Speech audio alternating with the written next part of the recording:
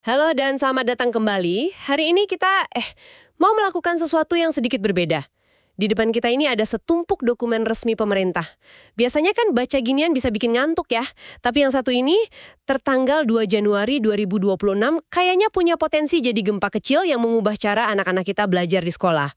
Judulnya Peraturan Menteri Pendidikan Dasar dan Menengah Nomor 1 Tahun 2026 tentang Standar Proses Pendidikan. Misi kita hari ini simple. Kita coba terjemahkan bahasa birokrasi ini jadi sesuatu yang nyata. Apakah ini beneran revolusi atau cuma, kata-kata indah di atas kertas? Oke, mari kita bongkar isinya untuk Anda. Senang sekali bisa membahas ini. Dan penting banget untuk mulai dari konteksnya dulu ya. Jadi peraturan ini tuh nggak muncul tiba-tiba dari ruang hampa. Pendidikan kita kan sering dikritik. Kaku ya? Kaku, terlalu fokus hafalan, kadang ketinggalan zaman. Nah, dokumen ini itu jawaban resmi pemerintah atas kritik-kritik itu.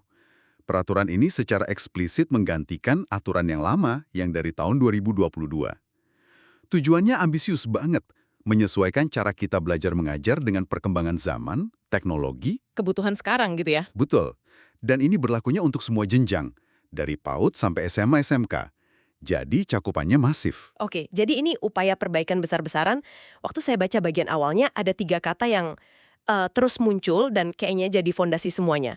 Peraturannya bilang, proses pembelajaran itu harus berdasarkan prinsip, berkesadaran, bermakna, dan menggembirakan. Sejujurnya ini kedengarannya kayak slogan yang biasa kita lihat di poster motivasi kan? Iya. Di tengah realita kelas yang isinya 40 murid, guru yang kejar target kurikulum, apakah ini beneran realistis? Itu pertanyaan yang sangat wajar. Dan saya rasa itu kekhawatiran pertama bagi banyak guru di lapangan. Terlalu idealis. Terdengar terlalu idealis, betul. Tapi kalau kita bedah maknanya satu persatu sesuai yang ada di pasal 3, ini tuh bukan cuma slogan. Ini pergeseran fundamental dalam cara kita mandang belajar. Coba kita mulai dari yang pertama, berkesadaran.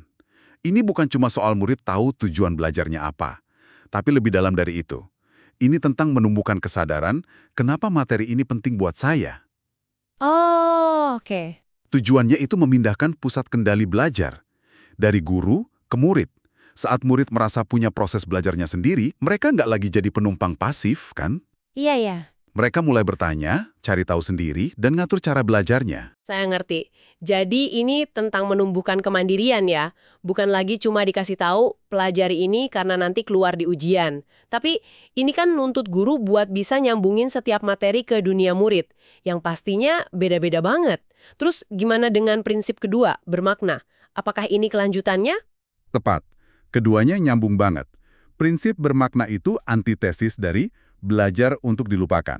Haha, yang sering terjadi itu? Betul. Belajar yang sesungguhnya, menurut peraturan ini, terjadi saat murid bisa menggunakan apa yang mereka pelajari, bukan cuma hafal nama pahlawan dan tanggalnya. Oke. Tapi bisa nganalisis kenapa sebuah peristiwa sejarah itu terjadi dan apa dampaknya sampai sekarang. Contoh simpelnya deh, belajar persentase di matematika itu nggak bermakna kalau cuma buat ngisi soal di buku. Bener. Tapi jadi bermakna banget